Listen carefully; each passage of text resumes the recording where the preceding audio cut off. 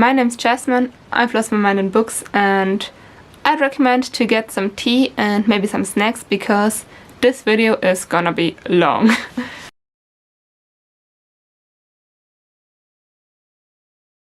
I'm gonna talk about how representation matters, especially for lesser known sexual identities, and I wrote a college term paper for this, and I'm kinda going to read it in a internet slangified version, at least in parts, because I'm not sure how much I can shorten, take out, whatever, in order to still have it make sense. And if I'm looking like I'm reading from a script, I am. In Loveless, the protagonist says, "Now, I had definitely heard of asexuality in online spaces, but I'd hardly ever heard of people use the word in real life, or even on TV, or in movies. I figured it was something to do with sex, but I didn't know for sure." And this is just how it is for many aces and aros. There is so little representation, and this lack of rep is so harmful. That's why I wrote a paper in a class about gender and sexuality for my philosophy minor. And because I love the book Internet, here is a kinda not shortened version as a video essay of the whole 25-page thing. I left some paragraphs and lines out, so it's only 22 pages, and yeah, if you're interested in reading the whole thing, I'll let you know. I'll send you the paper, or if I upload it somewhere by then, I'll link to download it. First, I'll talk about asexuality and aromanticism and what they even are. And then I'll talk a bit about the history of our community and about what representation is in general and how bad representation can be super harmful. Also, you'll get to hear about some issues that are specific to aros and aces, and if you don't feel like listening to this rather theoretical part, feel free to skip it. I'll try to do the chapter thing that YouTube can do, and if I don't find how to do this, here is a timestamp on how to skip this part. And if I don't figure out how this chapter stuff works, I'll make a pinned comment with timestamps. But I digress. I will also talk about aro and ace phobia throughout the paper, which is why I can't give a specific timestamp for this, but I will give timestamps on how to skip specific mental health issues and sexual abuse, which I know can be very triggering for some people, so please be safe while listening to me talk about all this, and if there's anything you feel uncomfortable with or that you aren't safe hearing, please listen to yourself and listen to your intuition and to what you know is best for yourself, and yeah. Basically, that's it with disclaimers and all. Anyhow, the lack of awareness for asexuality and aromanticism is super harmful and can cause a lot of pain for those who fall under these respective identity spectrums, as well as those who have never heard about these spectrums at all, or the community, and feel alienated, how they do not experience any attraction to anyone, basically, or not the same level as their peers and people in their life. Alice Osemans stated in an interview that one of the reasons they wanted to write Loveless was because although they had read several books that featured aro and ace characters, the feelings and experiences in those books were not things they could particularly relate to, and therefore decided to write a book that reflected their own experience and their own feelings about being aro-ace. What even are asexuality and aromanticism? So, for those of you who don't know, asexuality is an umbrella term and or a standalone identifier for people who do not experience sexual attraction to varying degrees. So, it's not a thing of black and white, experiencing and not, but like so many things with sexuality and gender, it's a spectrum.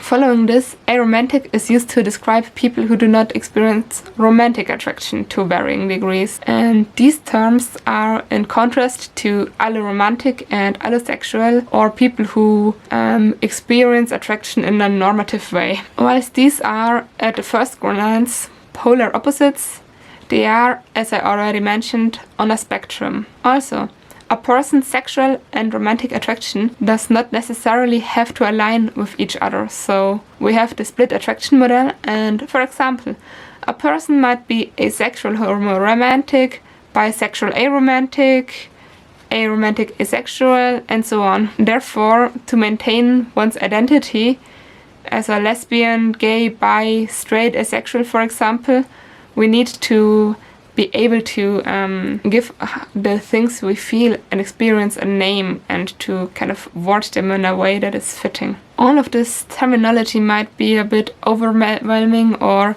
to someone who does not fall under any of these categories even seem unnecessary, but it can be super useful to a person to separate their types of attraction and with this to describe how they function in relationships. We need these terms because of how asexual and aromantic people experience relationships differently than allonormative people do. And there are so many different combinations, and you heard a few of them already now. And this so-called split attraction model also includes other forms of attraction: aesthetic attraction, sensual attraction, and platonic attraction. Especially platonic attraction is super significant when discussing asexuality and aromanticism, as so-called queer platonic relationships, or QPRs, play a significant role for many aces. A QPR challenges the notion of some intimate relationships, like sexual ones, being privileged over others, like close friendships, and it shifts the frame of reference for what constitutes healthy levels of sexual desire, appetite, and attraction. And the system of having to be in a allonormative relationship to be fulfilled is being challenged. I think it's needless to say, but a person's asexuality and aromanticism does not influence their gender in any way, shape, or form. Of course, an ace person or an aro person can be of any gender, can be transgender, can be non-binary, can be agender, can have no gender at all. So there is also a range of attitudes towards sex in general, such as sex positive, sex neutral, sexual pulsed, and these are all valid and describe how comfortable an asexual person is with having sex with their partner or any given person, because, important note, just because someone does not experience the attraction, they do not necessarily hate the action. Furthermore, an asexual might still have sexual fantasies, and they might or might not be directed to a specific person or include themselves. In order to give like a comprehensive overview of asexuality, I'll give you a little bit of the history of the term and how it definitely is not some made-up internet thing. Because this assumption is definitely far from true. For example, in 1869, Karl Maria Korbeny discussed the sodomy law of his time and of his area, and he distinguished a few types of sexuality. And among these were what he called monosexuals, which he defined as masturbators or onanists who have sex only with themselves. Sure, this is not exactly how we would describe asexuality today, but it definitely is an acknowledgement of people who do not have any form of sexual intercourse with others. By the way, this happened at the same time as the term homosexuality was coined, so someone telling you that aces are too new and that we haven't existed and that they are not valid in an LGBTQ setting because it's so new. It's the same age. In the same century, Magnus Hirschfeld wrote about sexualities and described how sexual desire exists on a spectrum for those individuals who experience no desire at all the way to those whose everyday life is controlled by their desire. He calls the former end of that spectrum anesthesia sexualis. So we have been here, and there has been knowledge about us for ages. Also, just because something isn't specifically talked or written about, it doesn't mean people didn't experience the world in this way. So there will, in my opinion, definitely have been people who would today be described as asexual before that time. A bit later, in the 20th century, there were more and more mentions of the term asexuality, such in writings by the Satanic Church in 1969. And yes, I definitely was chuckling and congratulating myself for fitting the Satanic Church, of all things, into a uni paper. And in that piece of writing they state that Satanism condones any type of sexual activity which properly satisfies your individual desires, be it heterosexual, homosexual, bisexual, or even asexual, if you choose. In 1977, Myra T. Johnson published one of the first ace-focused papers. There she critiques the social pressure on asexuals, with a focus on women and how expectations and norms have changed throughout history. Also, Johnson critiques how asexuality and any other sexuality in which a woman does not fit heteronormative standards is described as abnormal, disorganized, or immature. And as we know, the internet wasn't around back then, so no, definitely not an internet thing. Another important point in the history of asexuality is a study done by Paula Nurius in 1983. It was the first study to provide empirical data on asexuality, and it was about sexual orientation and mental health. Her findings were in line with modern studies and showed that people who fall under the asexual spectrum are more likely to suffer from low self-esteem and to be depressed. You should know though that the participants in this study did not label themselves and were labeled depending on a score. This resulted in 5% of the male and 10% of the female respondents being labeled as asexual. Roughly a decade later, in a different study with almost 20,000 participants, only 1.05% of the respondents replied that they have never felt a sexually attraction towards anyone at all. And this result is closer to what studies have found nowadays.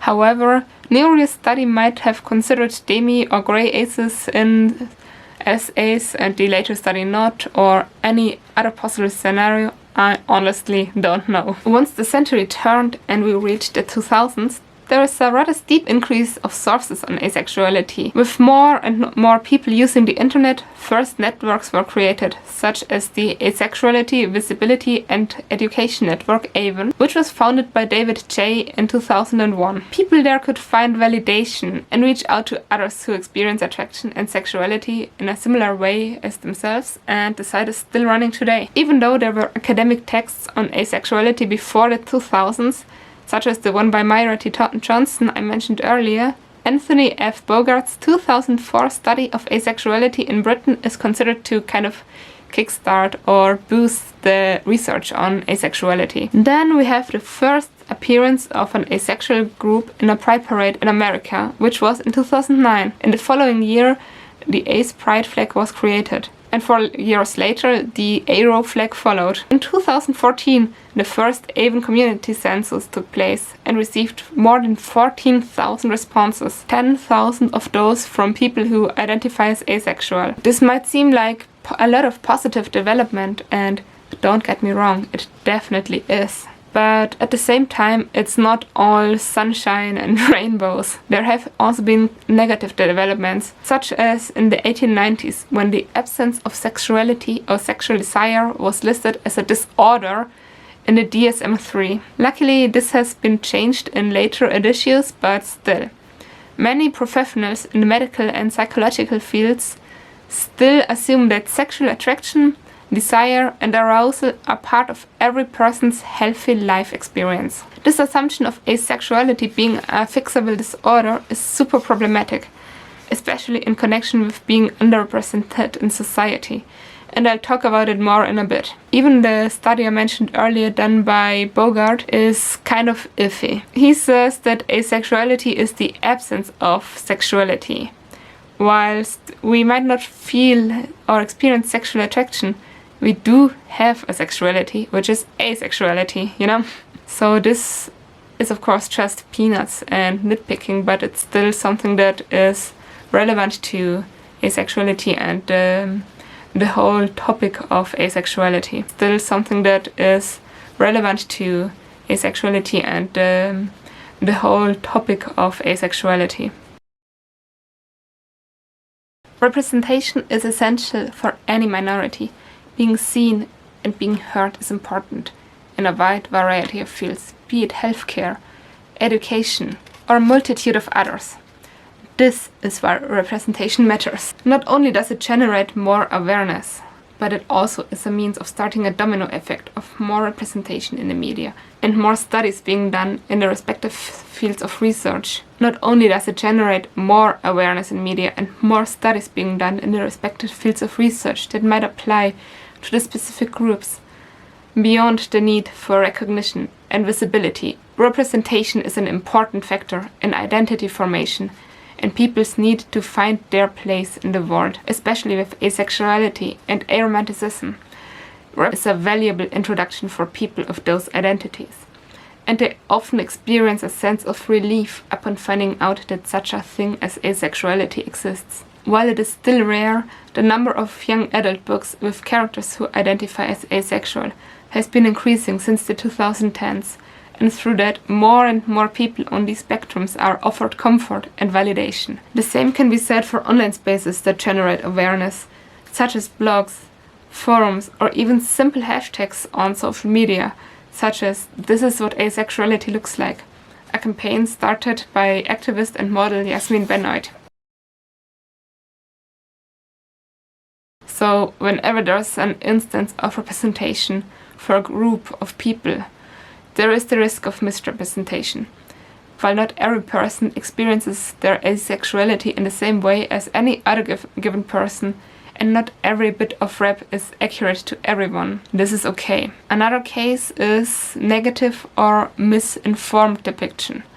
This can be harmful and dehumanizing to both the individual and the community as a whole. In the case of asexuality, it might manifest in people believing that it is merely not liking sex, or is as a choice, which is similar to celibacy, and aromanticism as being a person who just doesn't like romantic gestures or the romance genre in books and movies, but it can also extend to aros being considered as cold, heartless, inhuman, or unable to express any kind of love. Due to this, people might not see themselves reflected within the labels, and not search out information that might be beneficial to them, not join a community where they might feel seen.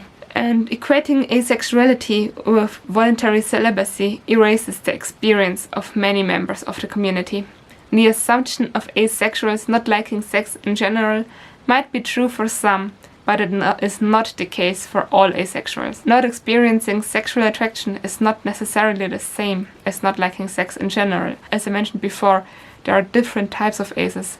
Sexual pulsed, sex positive, whatever. It is important to keep in mind that action does not equal attraction, and an asexual person can have reasons to be okay with having sex, such as having an allosexual partner and not themselves not being completely repulsed by the concept. The same stands true for aromantic people. They might like romance, they might dislike romance in movies, books, whatever.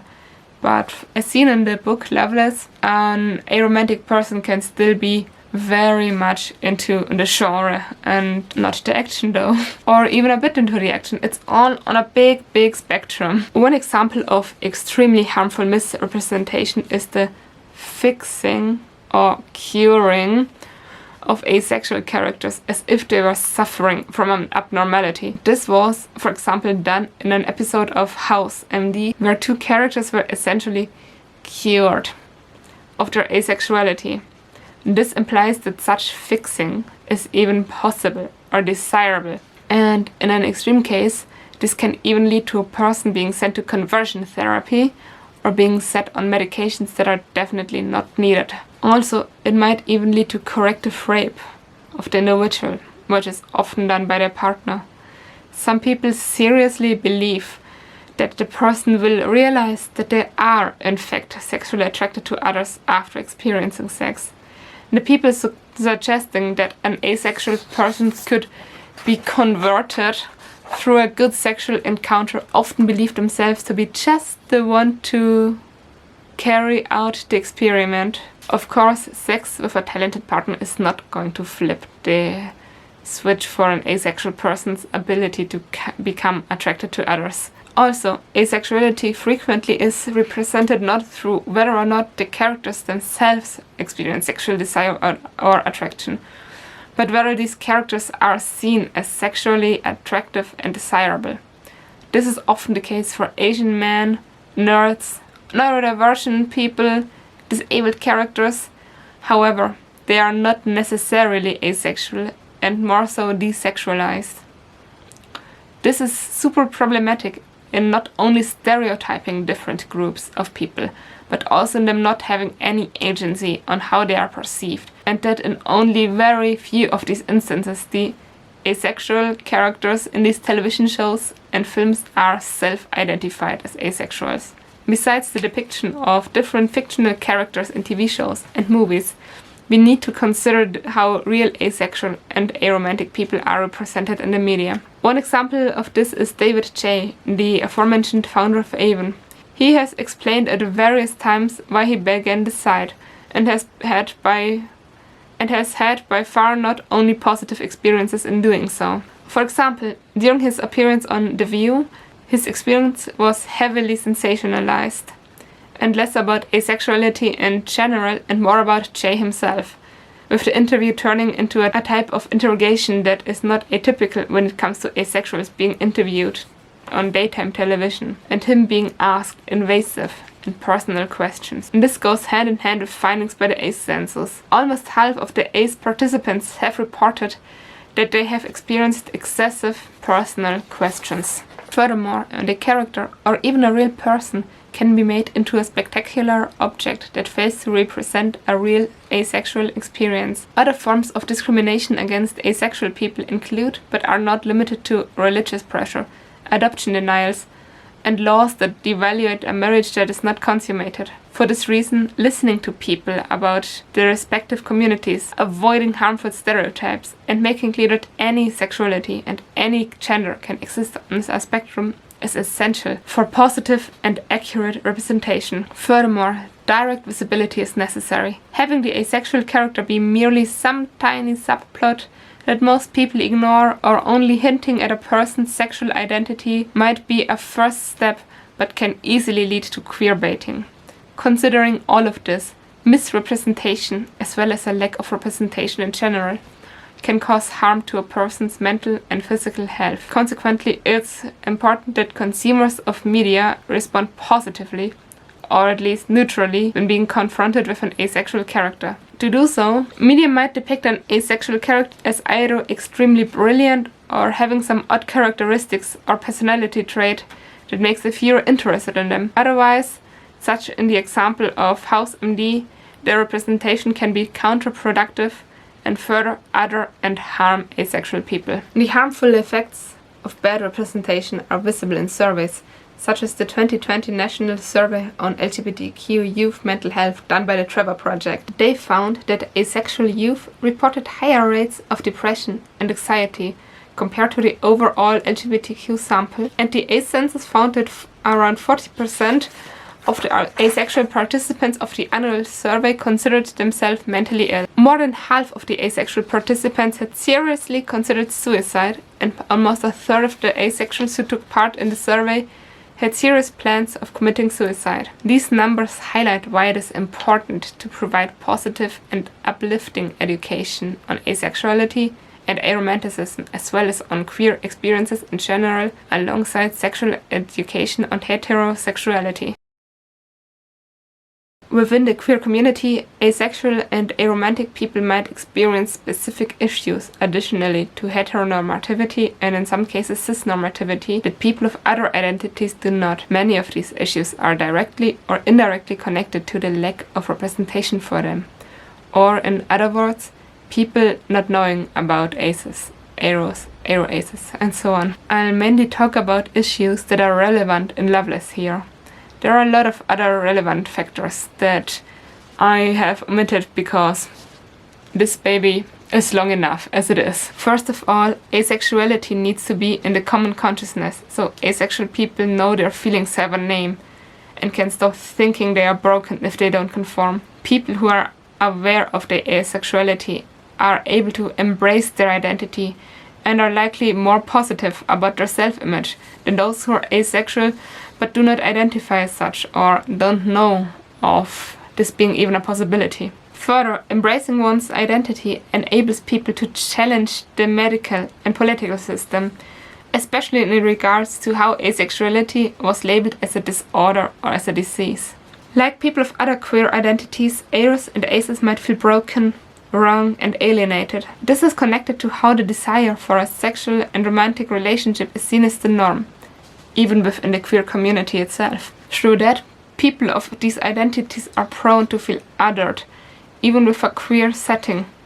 Besides those feelings of being different from one's peers, allo and amatonormativity can lead to internalized aphobia and with that self-hatred. It can also be assumed that this feeling of otherness is at least in part connected to the exclusion of aromantic and asexual people from some queer spaces because of them being not considered queer enough or not part of the community, and at the same time we do not fit into a straight perspective of life and a straight approach to relationships. So an asexual or aromantic person might also be told that they are not oppressed or in other ways harmed because of their orientation and therefore not in need of being represented in the media or present at Pride or in other queer spaces, which is of course wrong. I mentioned some of the issues previously and there are so many more. Osemans explores aphobia especially towards aromanticism when Georgia learns about aromanticism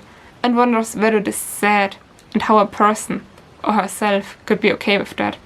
However, this is countered and the amatonormativity behind her assumption is challenged.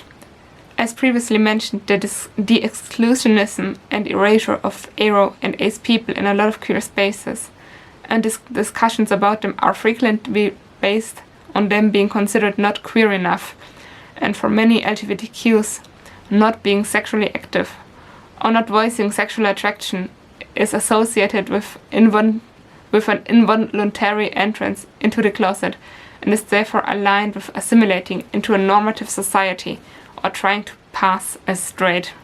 Osemans depicts this issue through the character Lloyd, who refers to asexuality as some made-up internet identity, and in the same instance, he also invalidates other identities that do not fit his close-minded definition of the queer community. A person like Lloyd might argue that asexual people don't have problems, or the right problems, or enough problems, and therefore they should just go ally themselves with heterosexual people and ignore that heteronormative attitudes influence the heterosexual world to also exclude asexual people. Through this, asexual and aromantic people often find themselves unwelcome amongst both queer and straight people. Besides those intentional forms of exclusionism and of purposeful invalidation, unintentional invalidation is an issue as well.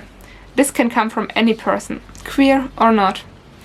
It can manifest in telling a person that they are just a late bloomer or that they will eventually find the right person, but also might result in suggesting that they are in need of therapy for not being able to experience those feelings that many see as the norm and as a necessary part of being human. This can also manifest in making assumptions about an aromantic asexual person's failure to find romantic partners and assuming their relationships must be dysfunctional if sex isn't involved or desired.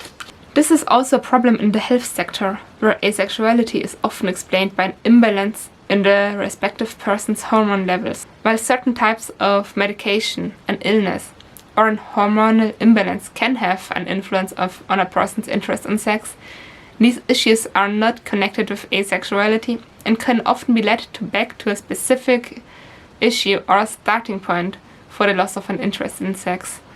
And it is in most cases unlikely that asexuality is related to any of the aforementioned issues. Whatever the intent, it can be toxic, confusing, and extremely hurtful to have one's sexuality dismissed. And this makes clear that education about a multitude of identities is important and should be included in sexual education at schools, as well as in courses of study and apprenticeship in fields in which someone works closely with other humans. Furthermore, explaining a lack of attraction differs strongly from explaining a different type of attraction. Therefore, many asexuals are facing ignorance and struggling with those who are unable or unwilling to understand how a person cannot experience romantic or sexual attraction. In short, we need more visibility to challenge normativity and generate a better understanding of ourselves and other identities. Another issue asexual and aromantic people might run into are others telling them they are secretly gay and scared to admit it. Or assume themselves to be pansexual or bisexual, since they don't even seem to have a preference, which is perfectly valid. Same. Before I found out that asexuality is an option, that just nope is an option, I thought that I might be bi or pan because I was quite indifferent on who a person was and what gender a person was. I was just not at all, instead of all. It is also so okay to try out a label, and if it turns out to be an ill fit, that's not harmful in itself. However, it might make an individual feel pressured into acting in accordance to this identity and to fulfill what a specific label wants of you, and for lack of better words. Similar to how heteronormativity affects queer people in general, allo and amatonormativity affect asexual and aromantic people. This normativity is visible in the majority of media such as film, music and literature, as most of them include romantic and sexual relationships. Even children's media often depicts a cis and heteronormative happily ever after as the desirable end of a story. Teaching children at a young age that having a relationship and children of their own is the only way to happiness and emotional fulfillment can be extremely damaging. With that, the institution of the couple is upheld nearly everywhere as a building block of family and society. All of these issues can have a negative effect on an individual's mental and physical health. However, many medical professionals lack knowledge of asexuality and interpret it as a medical issue, and sometimes even try to cure something that isn't an issue, or an issue that doesn't exist. Asexual and aromantic people of color are affected in ways that white members of the community are not.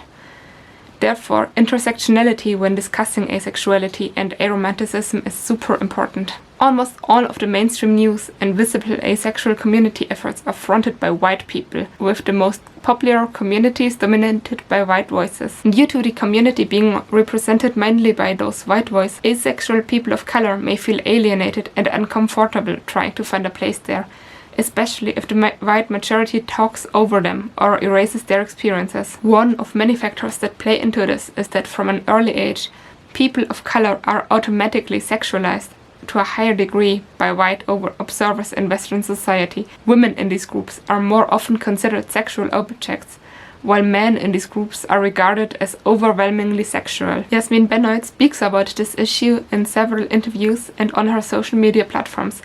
She states that the overall whiteness of the community has made her feel more alienated in the ace community, and that it had made it harder for people to believe she was asexual. In accordance with Decker's writing, she explains that black girls don't get to be girls for long. They are considered more adult and available from a much younger age. She further states that there is usually a preference for representing asexual people as being white, and that when it comes to someone that exhibits quote-unquote asexual characteristics, it tends to be depicted as a nerdy white person most of the time. They have a Sheldon Cooper-esque image in their head when they think of asexuality. Because of those factors, you're less likely to have black people that are open about being asexual. In several of the cited interviews, Benoit talks about how she now is the representation she never had growing up. Furthermore, throughout her campaign, "This is what asexual looks like," she works to amplify the voices of other asexual people. Especially in a series of 2021 statements, she highlights and uplifts fellow black asexuals to counteract the tendency of only white voices being amplified and listened to. Participants stated that they felt it was hard to come out due to the intersections of their identity and the expectations that were set onto them due to their background. Many of the participants stated how they felt invisible and struggled with adding another non-normative category to their identity. These statements highlight the importance of intersectional representation and why it is important to include voices from all groups in representation, instead of only focusing on one specific group. So, finally I'm talking about Loveless by Alice Osemans, aka my favorite book ever. I am of course aware that the described experience in this book isn't true for everyone, and that every aromantic and every asexual person experiences their lives differently. But for me personally, it's almost an exact description of how I experienced it, being Aro Ace. In short, Loveless tells the story of Georgia Warr, who just finished school and is heading to university in Durham, England. It's set during her first year there, and she learns about and comes to terms with being aromantic asexual. Osemans shows how Georgia struggles to do so throughout the narration, but also shows how the protagonist comes to accept and to love herself. Like Georgia, Osemans struggled a lot when they were younger, because all the asexuals they saw online were so sure of who they were, while they themselves didn't yet feel like that. Besides Georgia's identity, Osemans also sheds light on other identities and sexualities. All of the characters that they focus on are explicitly queer, save for one character, Jason Farley Shaw, who can, however, be read as demisexual, and as he states, that he thinks that it's funny how much stuff revolves around sex, and that he doesn't even think he'd need it in a relationship. The other queer characters are Philippa, Pip, Quintana, a Latina lesbian, Sunil Jha, a non-binary, homoromantic asexual Indian, Jess, who is a bisexual and aromantic person of color, and Rooney, who throughout the course of the novel learns that she is pansexual. A central plot point in the novel is a play that consists of a compilation of scenes derived from Shakespeare's works. All of these scenes are, in one way or another, about love. Pure, toxic, romantic, platonic. The same can be said about the relationships in the book itself. Osemans depicts several types of love and stresses how important it is to not only focus on romantic love, but also platonic love. These different and often queer relationships between the characters of the novel show how multifaceted the concept of love is. The protagonist Georgia shares a deep friendship with Pip and Jason, both of whom she knows from school and ends up going to university with. What she doesn't know is that Jason has a long-time crush on her. After moving to university, she initially befriends her roommate Rooney and later on Sunil, who is a tutor at her college and president of the university's Pride Society. Together, these 5 characters make up the Shakespeare Society in order to put on the aforementioned play. Despite a major fallout, at the end of the novel all 5 of them share a deep friendship and decide to move in together. However, said fallout was a major learning opportunity for Georgia, since it shows her that because she had been so desperate for her idea of true love, that she couldn't even see it when it was right in front of her face. She comes to the realization that she had always assumed that friendships could never be on the same level as a romantic relationship, and how this was a misconception. Still, she fears ending up lonely, and that she's never going to have that one special person. This fear is challenged by Rooney, who tells her that she could be that person for her, and she does not care for how it does not fit with a heteronormative concept of interpersonal relationships. Rooney is initially described as a social butterfly, seemingly befriending a multitude of people. However, it is later revealed that she struggles immensely with forming meaningful friendships, and that Georgia is the first real friend she has had in several years, and tells her that she feels at home around her, in a way she never felt in her fucking life. Throughout the novel, it is clear how she grows as a character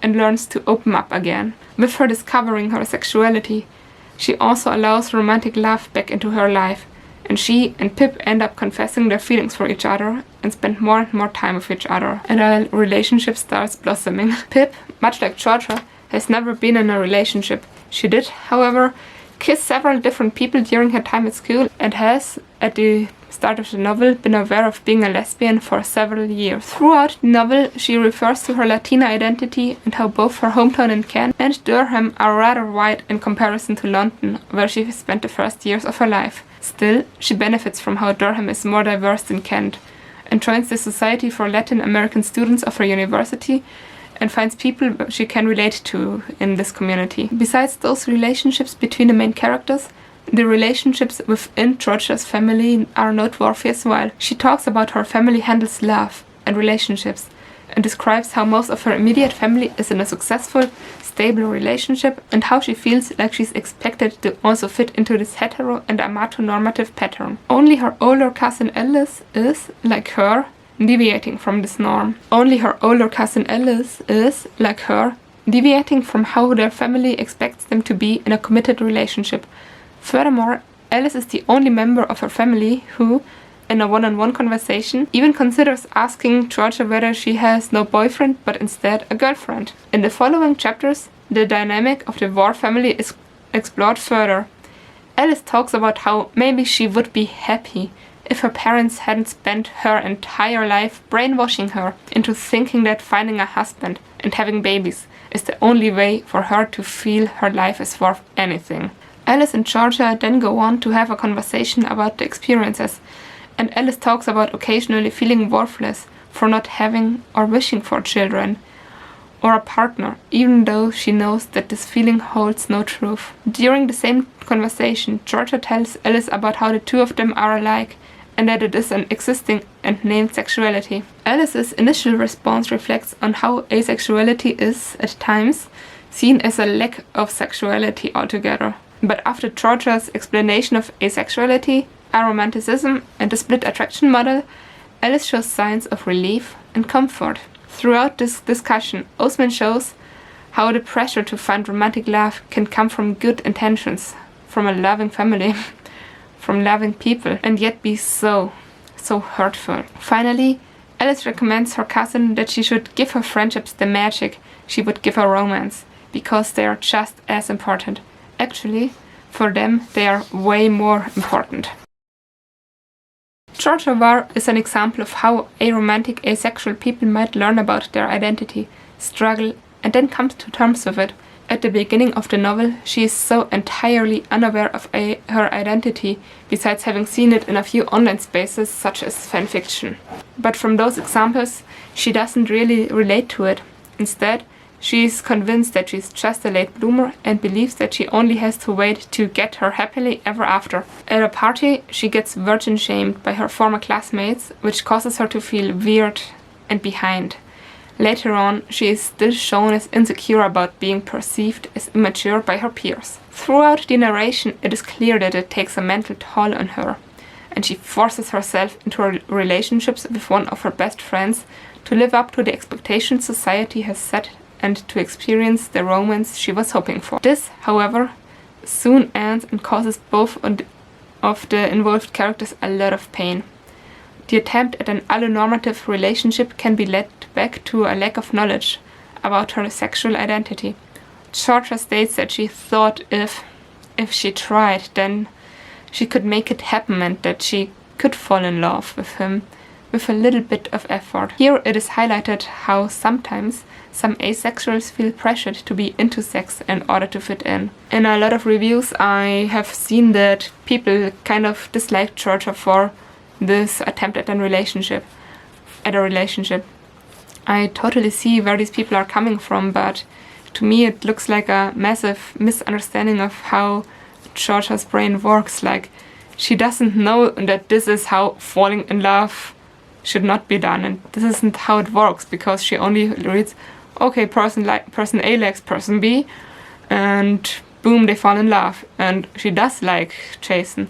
She loves him on a friendship level even, but not on a relationship level, and she doesn't know that there's much of a difference there and needs to learn this. So I hate it kind of when people hate on her for this. Anyhow, I digress. With more representation and awareness for both asexuality and aromanticism, neither of the aforementioned feelings nor the attempt of pressuring herself in a relationship might have occurred. Another point that Oseman discusses is how an asexual person might think they are gay, or even bisexual, polysexual, or pansexual, due to their interest in one gender being the same as any other. Oh, how much I relate to this. Through some introspection, Georgia realizes that she had previously spent a lot of time thinking about how she feels about love, but not about having sex. She just assumed that sex would automatically be part of it.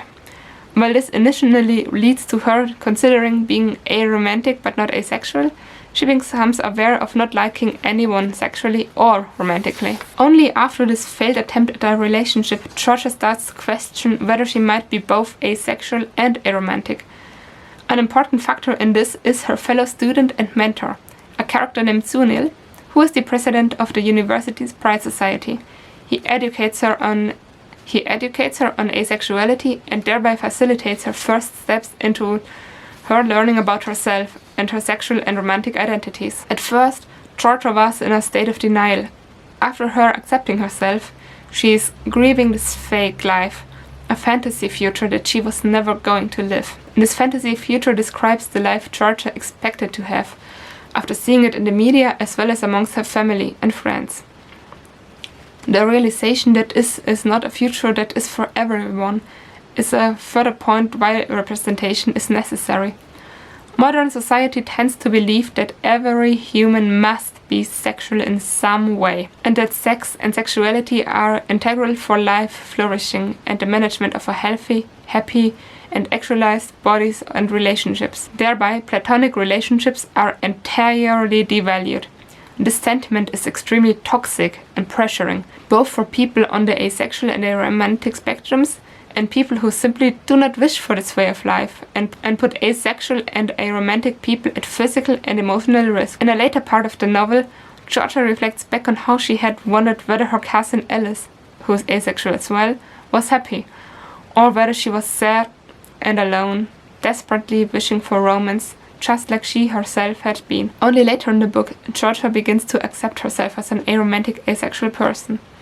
One part of this journey to self-acceptance is that the aforementioned character Sunil is working to make the university's Pride Society more diverse and open to lesser-known labels and people questioning their sexuality and or gender. This inclusion of asexuality and aromanticism in a queer space allows Georgia to find a community and with that a support system. Through those, she is able to learn to love herself as who she is and to start putting aside the expectations set by society. A further step towards self-acceptance is her conversation with her cousin Alice, who, like herself, is asexual and aromantic and never has heard about it. Like Georgia, Alice had previously pressured herself into relationships but hated every fucking second of it. Similar to Georgia, Alice felt wrongness and almost disgust in a relation to romance and sex, and expresses how much platonic relationships mean to her. When she is told that what she experiences is a valid sexuality, she's surprised, and she jokingly calls it the nothing sexuality. Georgia then explains to her what asexuality and aromanticism are, and that she is not alone in her experience. It is clear that this knowledge helps Alice the same way it had previously helped Georgia in feeling whole. At the end of the novel, Georgia is getting more and more comfortable with herself and her identity. However, she still struggles at times to come to terms with how she will never end up in a normative relationship. And this is so validating, at least to me. Like, I'm Aro, I'm ace, and I'm really happy about knowing my identity and knowing myself, but sometimes it's just hard. Consequently, it is important to show that not desiring the social ideal is normal and valid. Alice Osemans highlights the importance of platonic relationships when Georgia and her friend Rooney talk about relationships and how she worries about her never going to have that one special person. However, her friend retorts that this special person does not necessarily have to be a partner in the sexual and romantic sense, but could also be a very close friend. Whilst Georgia laments that that's not how the world works and that people always put romance over friendships, Rooney makes it clear that she does not care for the heteronormative rulebook. Oh, how much I love Rooney for this sentence. Osemans' depiction of asexuality and aromanticism is, as previously stated, based on their own experiences. Whilst one member of any community will never be able to speak for all, it is safe to say that their novel plays an important role in making asexuality more visible. Loveless might mainly target queer and especially asexual and aromantic teenagers and young adults, but it is nevertheless a novel that can also appeal to the heterosexual and heteromantic readership. It certainly is a book that can give something to each of the aforementioned groups and to educate readers on the identities discussed within it. Besides writing about their personal experiences, Osemans also comments about how queer spaces can tend to pretty white overall. The aforementioned characters Sunil Jha and Pip Quintana are people of color. They are of Indian and Colombian descent respectively and use their voices to raise awareness to how the queer community is often very white. Osemans discusses race and queerness mostly through the experiences of Pip, who comments on how much it affected her to just be around white people all the time and how being gay and Latina meant that she just didn't know anyone like herself. In a later part of the novel, it is discussed how Sunil initially struggled to come to terms with his asexuality because sexuality in general was very taboo in Indian culture, and when he looked for support, he'd found that the asexual community, even online, was incredibly wide. As mentioned previously, this is a very real issue that many members of the asexual and aromantic communities experience, and that needs to be actively combated. The points stated above clearly show how important representation is for people on the asexual and aromantic spectrums. Not only is it necessary in order to combat normativity, but also to give people a platform and to show that they are not as different as they themselves and others might assume. Furthermore, representation is necessary in order to facilitate awareness outside of the respective communities. The recent growth in awareness has already led to more books, movies, and other media, as well as academic texts on asexuality being published. This ongoing process makes it easier for more and more people to find out about these orientations, and allows them to find words and labels to describe themselves if they desire to do so. However, even if a person might not wish for a label, awareness of other people experiencing attraction in a similar manner to themselves can be a relief. For people who do not fall in either or both of these spectrums, knowledge about asexuality and aromanticism is important in order for them to be able to be better to understand their fellow human beings, and in order to be a better ally for those communities. Osemans' novel is one of many that has been published in the past few years. While Loveless is their first book specifically focusing on asexuality and aromanticism, the previously works have included a wide variety of characters from different sexual and gender identities, such as demisexual, which does fall under the ace umbrella, bisexual, and transgender characters. Loveless has gone on to win the YA Book Prize, which reflects on the novel's popularity and reach. Through that, it can be hoped that a wider audience will be able to find the book and feel seen and represented within or learn from its pages. Depictions of these sexualities, such as they are done in Loveless, are vital for the communities in order to deconstruct negative stereotypes and instead highlight real struggles such as the ones highlighted previously. With the growing awareness for queer issues in general, asexuality and aromanticism gain more attention. Besides the growing amount of media depicting asexuality, there is a multitude of people and networks such as Yasmin Benoit, Avon, and several social media accounts such as the one I'll put here on the screen, which are, for example, on Instagram, and also different influencers who openly state that they're asexual and talk about being ace and how they experience their ace or aro-ness. Also, whilst it is still rare, there are, especially in bigger cities, for example London, meetup groups for people that are ace and aro. Also there are college groups and all kinds of groups, honestly. And these individuals and organizations are vital parts of the community, and they work for awareness and visibility by organizing and speaking on panels or creating the Asexual Awareness Day or Week, as well as a Romantic Awareness Week. Besides Osemans Loveless, several other books with characters on the asexual and aromantic spectrum have been published in recent years. Some notable examples are Let's Talk About Love by Claire Khan, and the Jughead comics by Chip Zdarsky. Likewise, TV shows like Sex Education or BoJack Horseman feature characters that are asexual and or aromantic. Moreover, the body of scholarship on asexuality has grown significantly since 2010. With that, it can be assumed that asexuality will find its place within queer studies and media, and therefore more works that bring awareness will be created. Whew. Done. Yeah, and that's basically all that I wrote in this essay or term paper, and if you listened all the way, wow, you're amazing, and thank you so much. And yeah, if there are any questions, I'll gladly answer. Also, if you are a student and think, wow, this could help in my work, I'll definitely send you all the necessary information on how to use it, because I'd be so super honored on this. And I'll let you know anything you need to know. I'll help you with the sources and anything. I'll let you know exactly what I found where. And yeah, thank you so much for watching. And if you like my voice this much, hang around for a while, because I might not upload regularly, but you will see.